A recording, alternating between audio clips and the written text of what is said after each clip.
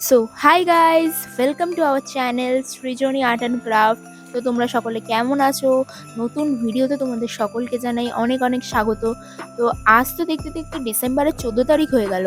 তো তোমরা ক্রিসমাস সম্পর্কিত কে কি প্রস্তুতি নিচ্ছ?